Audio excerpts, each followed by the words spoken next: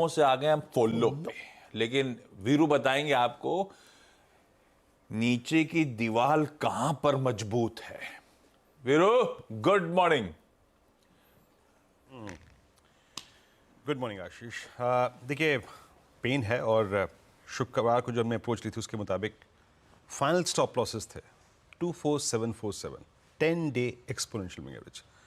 Remarks में, commentary में clearly mention था नो लॉन्ग्स, चाहे वो इंट्राडे हो चाहे पोजिशनल हो, सबका स्टॉप लॉस होगा 24747।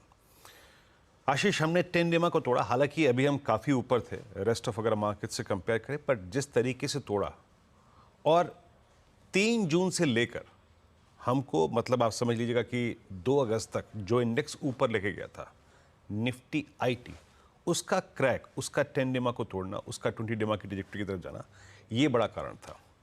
क्योंकि बैंक निफ्टी शुक्रवार को भी कोलैप्स नहीं हुआ था, इसीलिए मैंने निफ्टी पे कहा था कि नो लॉन्ग बिलो 747। अब शुक्रवार को एफआईएस ने सेल बटन प्रेस किया है आशीष, और आज एक बड़ा सब्सटेंशियल गैप डाउन है। पहले एफआईएस के सेट्स को देखते हैं। एफआईएस के सेट्स कैसे हैं? 3310 करोड़ रुपए की उनकी सेलिंग, 2965 करोड़ रुपए की डीआईएस की बाइंग, लेकिन ये बाइंग पूरे दिन कोई भी थ्रस्ट जनरेट नहीं कर पाई।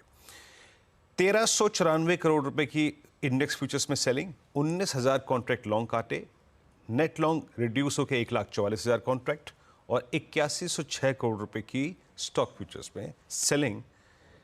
ज़्यादा अगर आप स्टॉक फ्यूचर्स की ओआई की समरी को देखें ना आशीष, तो लॉन्ग्स कटे आईटी में और शॉर्ट बने आईटी में। अभी इस सेलिंग में बैंक्स पे किसी ने भी अगर आप देखें तो बहुत स्ट्रॉन्ग पेडल प्रेस नहीं किया है। तो अभी सेलिंग का गढ़, कंसंट्रेशन पूरा का पूरा आईटी काउंटर्स में था जब मैंने स्टॉक फ्यूचर्स की समरी पढ़ी। अप्रोच क्या रखें? देखिए, मैं शुक्रवार को एक बात कह रहा था क्लोजिंग में, या तो न्यूट्रल जाइए या कोई एक पुट ले लीजिए अपने पास।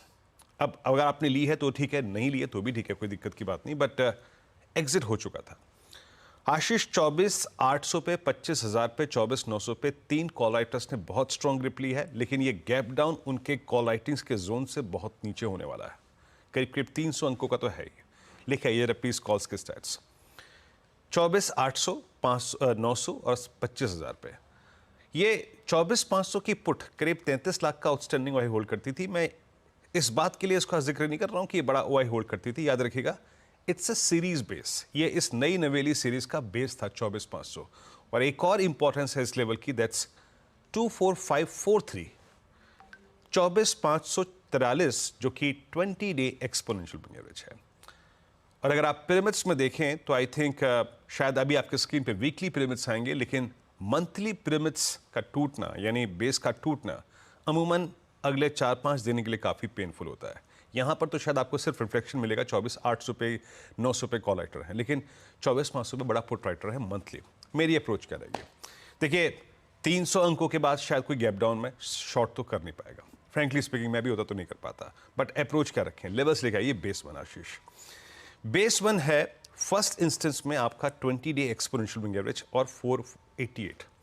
इसके नीचे और खुल रहा है तो एक बार के लिए अपनी पुट जो लॉन्ग की थी, या फिर अगर आपके पास शॉर्ट हो तो कवर कीजिएगा। अभी तक के लिए एज पर दीज स्टेट्स आशीष, ये लग रहा है कि जो 10 डेमा शुक्रवार को टूटा उसके बाद वही एक वॉल हो गई, यानी RS1 के नीचे सेल राइज काम करेगा। ये पहला बेस है 20 डेमा और सीरीज का बेस। अगर टिक रहा है तो शॉर्ट कवर कर लीजिएगा, हायर लेवल्स पे RS1 के नीचे शॉर्ट रखिएगा। और एक और चीज़ आशीष, अगर ये बेस 1 वायलेट होके हम क्लोज हो जाए, फिर लेके आइए बेस की पेट, तो याद रखिएगा ये 309 तो मैंने कमेंट्री के हिसाब से लिख दिया, पिवट लेवल्स ढूंढ के लिख दिया कि 351, 309। अल्टीमेटली ऐसे सर्कमस्टेंसेस में जो लेवल मेरे को नजर आ रहा है वो है 24,100, जो कि मैंने अपनी कमेंट्री में डिटेल में लिखा हुआ है। 24,100 वीकली चार्ट्स पे 10 वीक एक्सपोनेंशियल मूविंग एवरेज है, जो कि हमने बजट डे के दिन भी ड्यूरिंग दैट कोलैप्स छुआ था। तो पहला वीक पॉइंट 24,700 हो गया, 800 हो गया, जिसके नीचे आप सेल एंड राइज कर सकते हैं। अगर बेस 1 के नीचे भी कोलैप्स हो गए तो याद रखिएगा चांसेस हैं, अगर हम क्लोज दे दें बेस 1 के नीचे, तो we might heading towards 24100। That's 10 week exponential moving average for Nifty. अब आइए निफ्टी बैंक।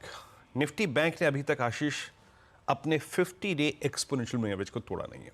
अगर आप शुक्रवार का भी चार्ट देखें तो इसने नीचे आने के बाद 51,000 से क्या स्ट्रॉन्ग पुल बैक दिया, 51,500 तक का। एग्जैक्टली 50 डेमा पे आया, 10 डेमा तक का पुल बैक दिया।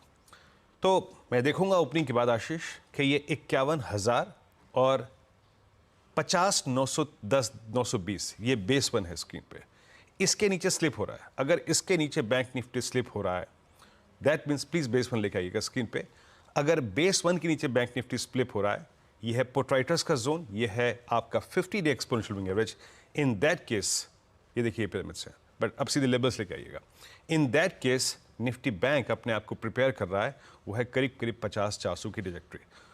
ट्रेड अकॉर्डिंगली, लेकिन याद रखिएगा जो बेस लेवल मेंशन किए गए हैं, शॉर्ट पे अगर कोई रिवॉर्ड नजर आए तब कीजिएगा, अदरवाइज नहीं। हालांकि बैंक निफ्टी मेरे को उतना कमजोर नहीं लग रहा अभी, but below 5908 it will target 5411 on the down side. Strength की बात एज ऑफ नाउ नहीं करूंगा, किसी पुल बैक ट्रेड की बात अभी एज ऑफ नाउ नहीं करूंगा आशीष।